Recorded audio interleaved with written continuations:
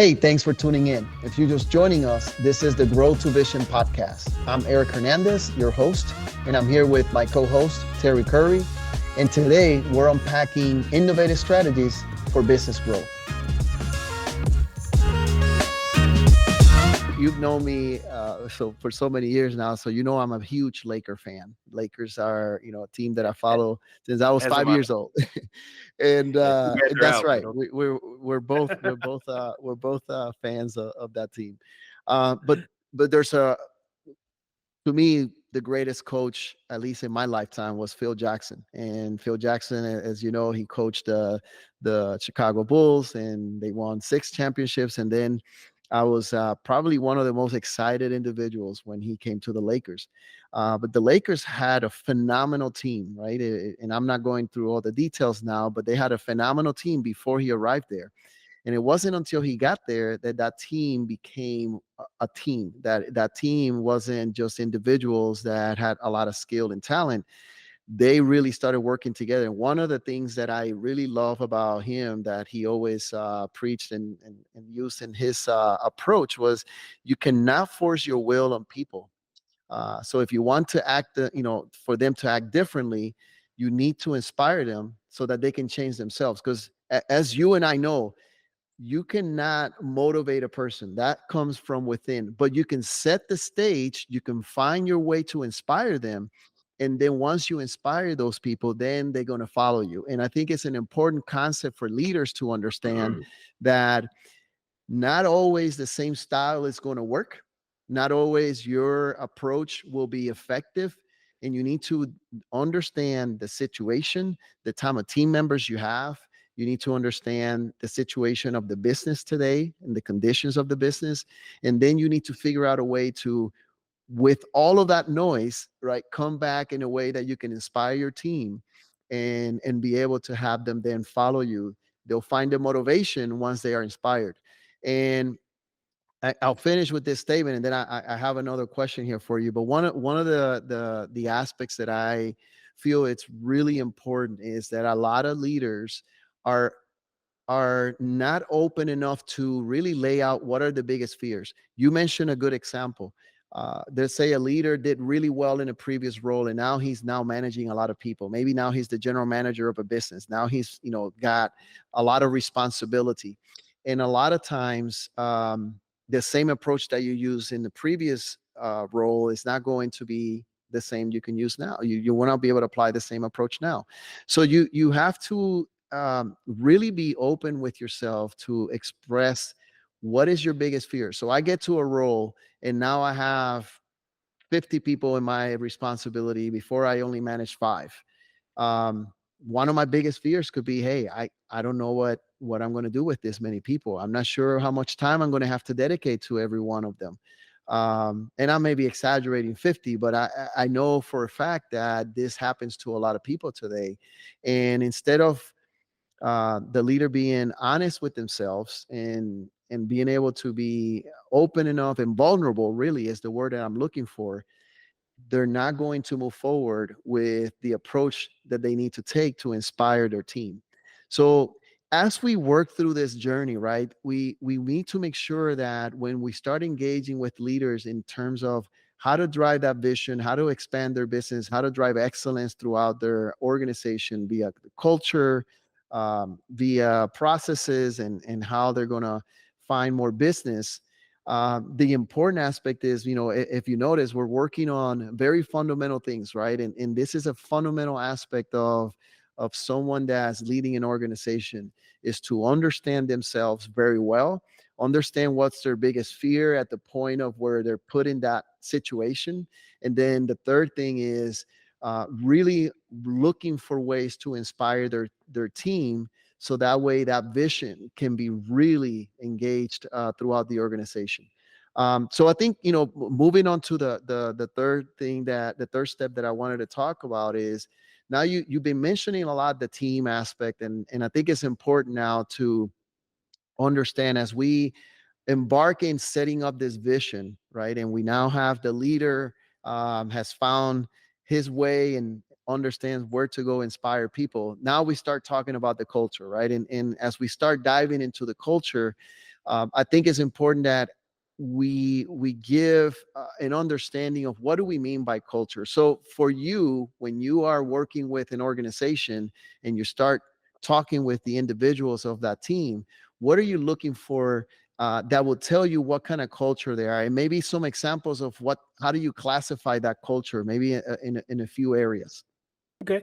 Well, how about this? Let me start with an example in my house, actually, right? And I know you've gone through this as well. So imagine as our children are getting older, and I have two boys and a girl. I know they're different, but for some reason my sons needed to be told what to do. Like every time, like they had never seen it before. Like, why would you come to the trash can in the kitchen and it's overflowing and you take the empty milk jug bottle and try to balance it on the top, like you don't know how to empty it, right? No. So when I look at a more mature culture, hey, it's full, I'm gonna do what it takes. I don't have to wait to be told what to do.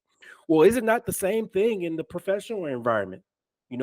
A lot of times when I look for culture, people, I purposely look for check the box exercises. And what I mean by that is, hey, yep, I did it. I put that in place. I put this board in place. We're good. I had one of my clients that I went to, and we were putting some boards in place to help us focus on the right things for productivity. We wanted to track scrap and productivity, and we want everyone to be aligned, and we were following that 80-20 rule, right? 20% of our issue of our problems are causing 80% of our issues. So we wanted to make sure we were focusing on that, and everyone was aligned to the exact same thing. So one of the things that I did, I went to this board and I started asking about it, and said, "Well, yeah, we put that board up. They said that we needed it, and we're doing it." I said, "But it's blank." Well, it's not really even my board. It's someone else's board. So I looked at them. I said, "Hey, take the board down. If you're not using, I don't want to waste our time. Let's just take the board down." "No, Terry, you really want to take it down?" "No, I'll wait. Give maintenance. Tell them to take it down." So I waited for maintenance to get there. They came over. They took the board down. It's okay. So I waited like an hour and a half. I came back, called the manager, the supervisor, the lead over, and I started asking questions. I started saying, "Okay, out of all these machines over here, which one's your worst machine?" I started with the manager. He told me one thing. The supervisor told me something else. The lead told me something else. They weren't aligned. I said, "Okay, let's assume that it's this machine here. What are the top issues on that machine?" They all told me different issues. They didn't know. They were guessing. I said, "Well, what are the leading indicators that you're using to determine what we should be working on to prevent these issues from happening?" And they just kind of looked at me. And the manager looked at me and he says, "You know what, Terry, I see what you're doing here. I saw those words on that board." I said, "Oh, you did? Okay." Because that's the purpose of the board, so that we can tell a story, so that we have purposeful improvement. We know what we're working on. We're not guessing. We know what we're doing. I always move the needle because I'm always focusing on the right things. But if we don't align and focus on the right things, how can we move the needle? So he went and got the board and put it back up. But this is what the culture change was. The culture was, just don't assume that because we put something in place, if it's not right for you, ask the question. If you don't understand, ask. And if someone can't put it in a perspective that you understand, then maybe you don't use it. But don't just assume that, yep, we have it in place and we're using it, and we're not, because that's where sustainment does not happen, because that culture isn't there.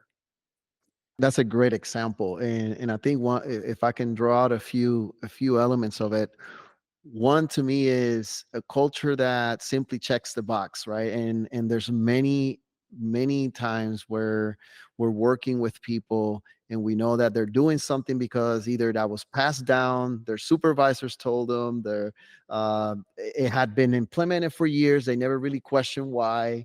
And there's so many different examples that we found, and sometimes it's, in a way, it's funny, right? Because you start kind of hearing the same reasons over and over and over, to the point where you realize that there's really no understanding and there's no engagement whatsoever with a concept or something that culture is doing. The second thing you mentioned is just the aspect of taking action. I think that a culture that takes action, a culture that is proactive, will have the opportunity to start utilizing their talents in a much better way, because they're taking action, they're looking for ways, they're asking, they're inquisitive, they're having the appetite and the urgency to continue to find ways again, achieve that vision. And it's an important aspect that we look at. And again, I think is very simply stated: a culture that doesn't understand the why, doesn't have a clear vision, and is not necessarily engaged with the leader is a recipe for disaster. And this is one of the areas that we focus on early on before we even start talking about finding new business and expanding a business. We really focus on these areas because we feel that without that foundation, your team is still going to be, shooting for different directions and not having a clear journey or a clear approach.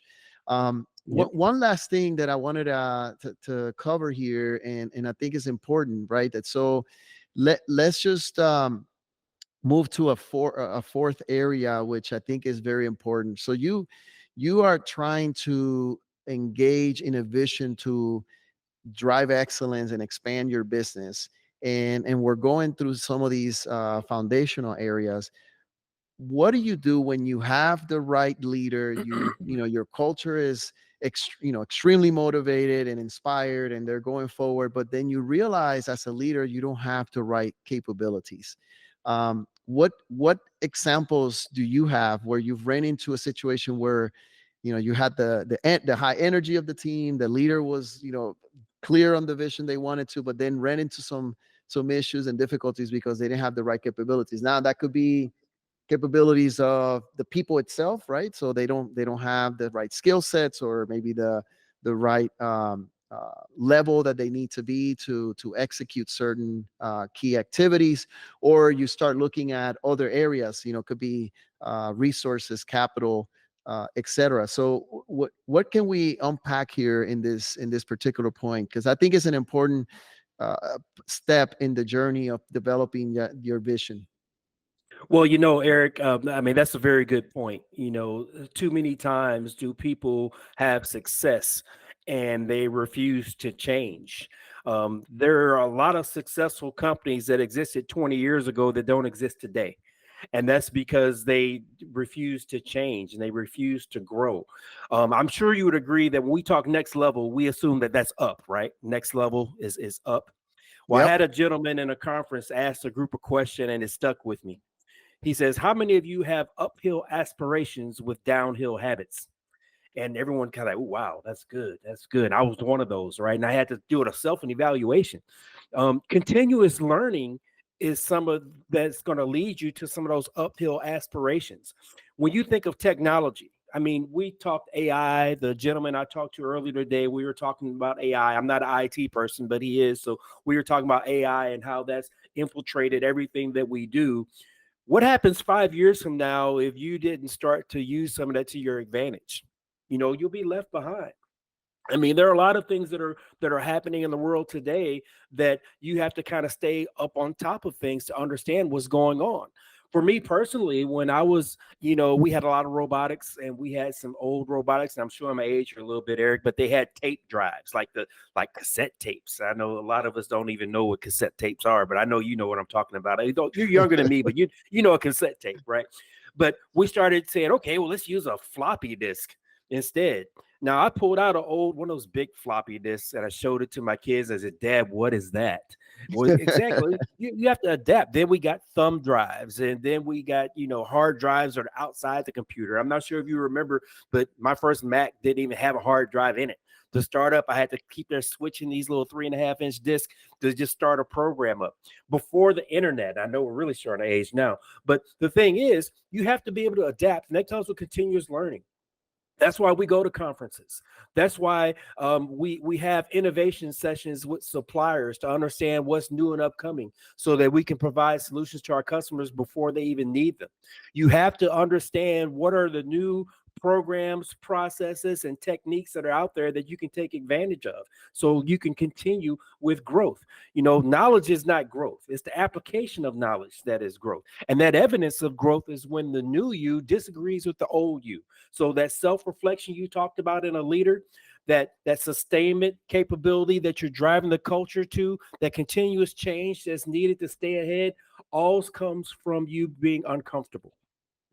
And I tell you what, you said something that really hit home here, and is the new you disagrees with the old you, and I feel that this is a very important aspect. Um, in listening to you, I summarize it into two key points, and those two key points are the following. One is, as an individual, right? So if you're part of the team, and you know that there are additional capabilities that you need to achieve that vision, and be able to contribute in the right way, there, you have to work hard. I mean, there's no excuse, right? And this is something that I feel that a lot of times we find reasons on why not, and we find reasons on how not to engage, and not to and then we'll start blaming other people for the fact that I don't have the right skill, or I don't have the capability. And instead of me working hard to achieve that next level, to your point, that next level being up, um, you have to work hard, and you have to be persistent. You have to, and that's going back to putting a structure in place, putting habits in place, right? This applies to every individual in an organization. And it's important that you take all the excuses away. And I think that brings me to the second point, is that a lot of times we make excuses for not executing, not realizing that you need to put in the effort, and have it shown in your results. And I think that uh, this is more a message to an individual, not necessarily to any leader in particular. But I think as you start working in the culture, and you're a leader of people, you start looking at those individuals that they could have the capability, and you want to invest in their development. You also have to make sure that they have that hunger, right? They have that perseverance to get better and to improve. And those are the type of people that I will invest my time, I will invest the resources, training, whatever is necessary to take them to that next level. And that's how we show it. So what I feel that this is an area that, again, when you want to grow an organization, that type of culture is what a leader will be looking for. A leader that wants to grow the business, that wants to really take it to that next level. The people also need to take themselves to the next level. And you said it very well, right? You said you need to make sure that you continue to develop, that you continue to improve, that your new you doesn't like your old you, because you're a different person now, and you've learned new skills, you learn new capabilities. So again, Very good. I really resonate with that. And I think as we start wrapping up, and look, we're just at the beginning of the journey, right? We're giving people today just the foundation of how to begin. And we started this by saying, how do you start? And we're not even covering all of the other steps. But I feel that, in general, these are the fundamentals that a leader in a business needs to make sure they follow. And I would end with one that I would like to have some input here from you, and some examples, if you like, where now you've had that vision, and you've gone through these steps that we've highlighted, and you realize you have the capabilities, and now it's time to figure out where you're going to find the right chemistry and the right approach to execute this vision, right? And I think this is where you start looking at some of these concepts of, you have basically everything laid out, and you know exactly where you need to go, you know exactly who you have behind you to get there. Now it's time to execute. So what have you seen, if you can give some examples of where that part is not necessarily clear, or maybe not necessarily defined as a group, so that once that group wants to embark in this vision, they haven't been able to, because they're failing at understanding how to execute properly. That's a very good point, Eric. In my experience that I've had with some of our clients, and even my personal experience, when you talk about where to start, I mean, you start with the pain points. Where's the pain, right? Now, I believe in KPIs and metrics. So I believe what gets measured gets improved. I mean, we can prove it over and over again if I start measuring something. And I think we did this in one of our previous adventures together where we just put a clock over something. And just because we started measuring how long it took, it instantly got better because people see that you're watching, right? But Yeah, I I do remember believe that you have to understand that first of all, where are we today? You have to do an assessment of where you are. And I know we've done this together in many facilities where we went in, we did a maturity assessment. And when people look at maturity assessment, we uncovered every aspect, right? And then we look at those drivers that are going to move the needle the most because you can't focus on everything. Typically, when you go into places and Rome is burning, it's because they're trying to do everything at once. They're doing all of every, I mean, a little of everything and all of nothing. And I think it's very important that they focus. You need to have some quick wins. There are quick wins. Typically, when I go into a facility, and I do the same thing even when I'm at home and I'm spring comes, everyone says spring cleaning. Well, the concept behind that is you want people to feel different. So you start off making it look different, right? So we go in and we'll do, some 5S. We get everyone on the same standard. We get everyone aligned with things. And then we align on the vision of what good looks like. We align on the vision of where we're going to be a year from now, 2-3 years from now. You get the input from others, and then you start getting those quick wins, right? Sometimes you have to, I might lose the battle, but I'm going to win the war. Hey, this probably wasn't a priority, but it's a priority to them, and I need them on board. So let me do a quick, stakeholder assessment and understand that I need to make sure this happens so we can move the needle. But I think it's important that you first of all you get a baseline of where you are. You understand where you need to go. You understand what's going to impact it the most. And then you have formal processes in place to drive that improvement. And that formal process includes sustainability. I mean, we do a lot of events when we go to different places that are trying to move the needle. And the last thing that we talk about is what controls are you going to put in place? What's your confidence level that it's not going to happen again? And if you can't answer that question effectively, then guess what? We're not moving the needle. You might have moved it today and tomorrow, but 3 days from now, guess what? We're going to be right back to where we started. So to me, when I talk to leaders and I talked about sustainment and I talk about how to get the most out of their people and where to start, it comes with a training on how to ask the right questions. And I know over time, you and I have gotten very good at just asking the right questions a different way. Like, for instance, if I'm doing self-reflection on myself and I'm trying to get the most out of my team and I have a high-pressure project, I can go in and beat them up on deadlines not made and all these things, but I can also pull them aside and ask them, what's the one or two things that I do the most that slow you down? What can I do to remove barriers from you? If you do a self-reflection on how you can impact that person and get them focused, that's when you'll get more out of them. And I think a lot of struggles that people have is they don't actually focus on the right thing. They try to focus on everything. What do you want? I want it all. When do you want it? I want it yesterday. Okay, understand that. But now what's the action plan to actually make that happen? And I think a lot of things that we do when we go into places, we formalize processes. If you have a lot of heroes in your facility, that means that you don't have, that knowledge cascaded amongst others. You haven't done that assessment of talent that you're talking about. Too many times I have somebody work 40 years. And when they leave, if they retire, what's going to happen? Now, I never used the anecdote that if they got hit by the bus, but what if they won that 300 something million dollars and they decide not to be here in 2 weeks? Oh, we're screwed. Okay, well, what can we do different? What's your backup plan? Who are you going to call? Do you have escalation protocols in place? When do you get called at 2 in the morning? I know I had to spell that out for my guys, right? There are certain things that, yes, I expect to call at 2 in the morning if this thing happens, because I know my boss is going to call me. If I don't know, I look bad. So what's that escalation protocol? Is it written down? Is it understood by all? Do you have standard operating procedures? Do you have leader standard work? Do you have center lines and all these other terms that we teach people about? Those are the formal process that we put in place. Typically, areas of improvement that are needed in a facility is where they don't have formality. They don't have formal processes in place. And to be honest with you, sometimes they depend on luck. And I think that's where the opportunity comes from.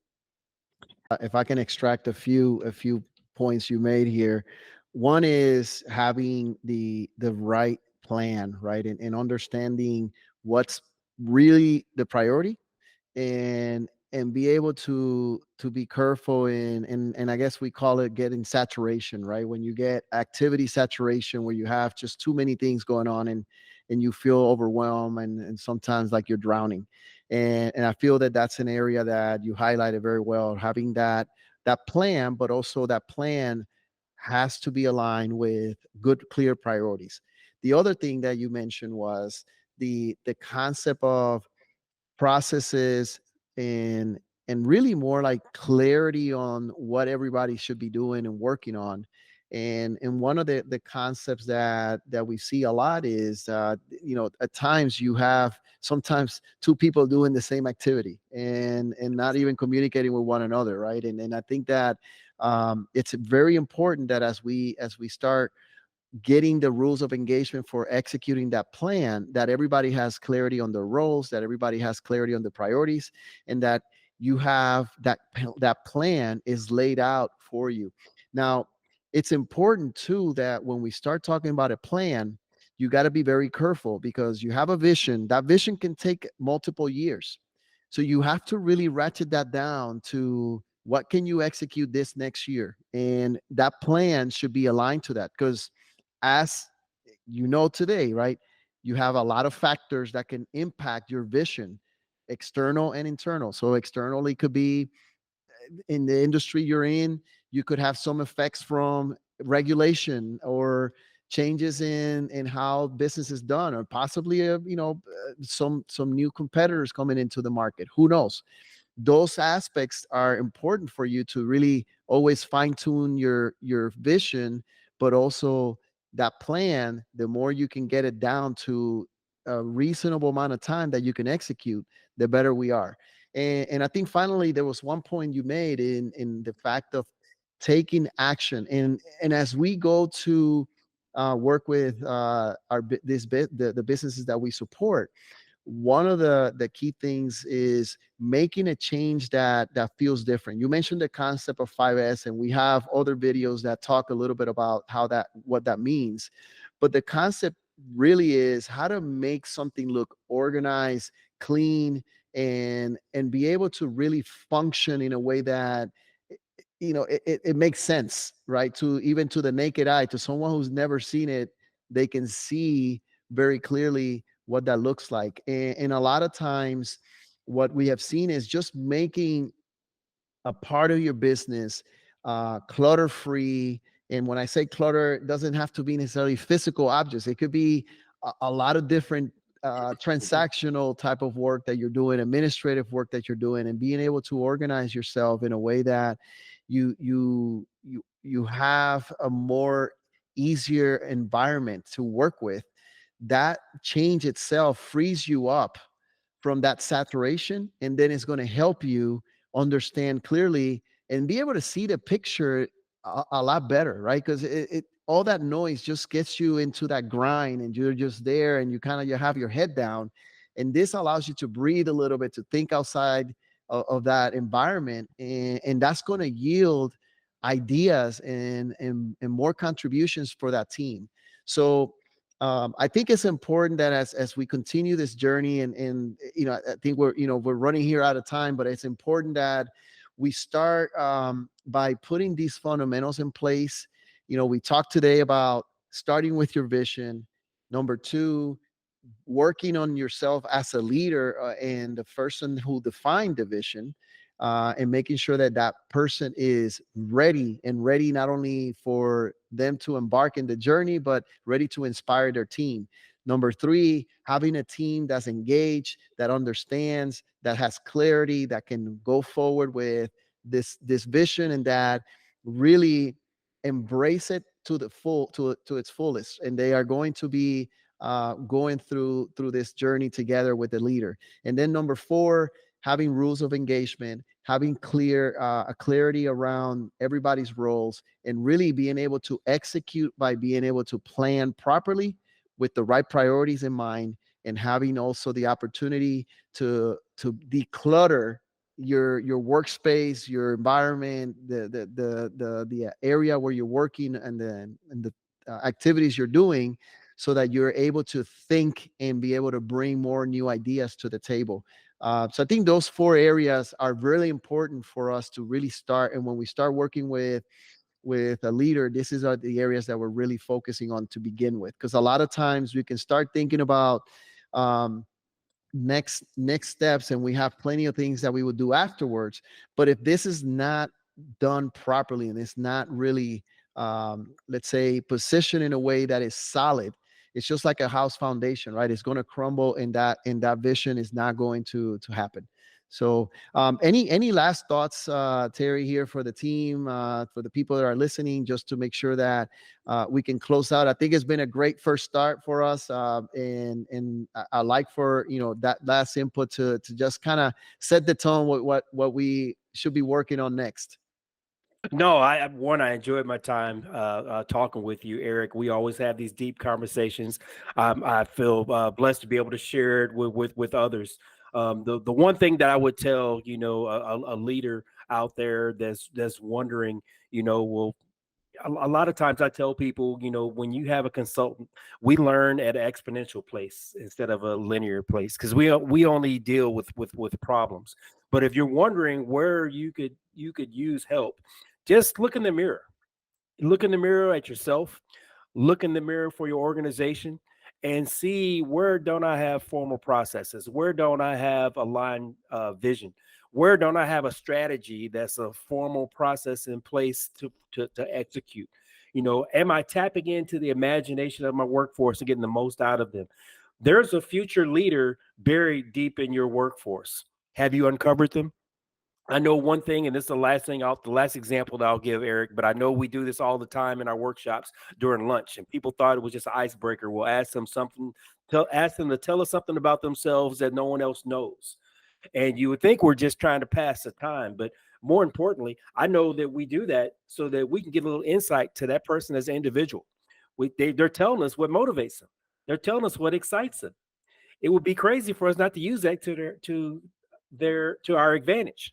So it only makes sense that as leaders that you take the time to actually talk and engage with the workforce, understand what their passions are, what their strengths are, and utilize those to your advantage. That's great, and I got to tell you that's such an important aspect. And you're right. I mean, I remember many of times where we've done this little exercise, and you'll be surprised what you find out, and then all of a sudden you found that nugget, right, of that person or the group, or a few people that you possibly even have a common ground that they didn't even realize, right? Because they're sharing with one another, and all of a sudden they realize, hey, we're actually not so far apart on what we like or what we're passionate about. And not only themselves are finding or we're finding something about themselves that they're passionate about, but then all of a sudden amongst the team they're starting to realize that there's a lot of commonality in what they're passionate about, and that starts building a more stronger team over time, because now there's those passions start now coming together, and they're going to be hopefully aligned to that vision that we've been talking about. So as we wrap up, I want to really thank you. Look, it not only is a blessing, it's a pleasure, and for me and an honor, because you have not only laid out here some things that are at times done behind the scenes or under the radar when we are working with people. They think of us as someone that's going to come in and do the consulting stuff and do a lot of presentation, but this is not what we do. This is You're right. exactly these areas that we highlighted today is our core of how we approach our clients, and we become really intimate in this way because it's so important for them to realize the foundation that they need to build over time. And for me, it's been an honor to have you in this session. It's been always great. I mean, we have so many more stories to tell, and this is just the tipping of the iceberg. But I feel that there, there's some room for people to take your advice, understand how these questions that you challenge the individuals with will help them at least understand where they're at today, and where are they at in the start of this journey. And before you start thinking big, make sure you have that clear foundation. Make sure you understand where you're at and where you're standing. And then we start working on that vision that you want to have forward for yourself and for your business. So with that, I'm going to wrap this up, and we'll be back shortly. We're still trying to figure things out here, but this is a great start for us. And again, I couldn't be more excited, not only to get started, take action, but also to do it with my best friend here, and someone that I respect, and it's been an honor for me to be a part of this. So thank you, and thanks everybody. Thank you for joining us as we explored key tactics for business growth. Stay with us for more invaluable insights. Don't forget to follow or subscribe to our podcast on your favorite platform so that you don't miss an episode. It's in our next episode. See you soon.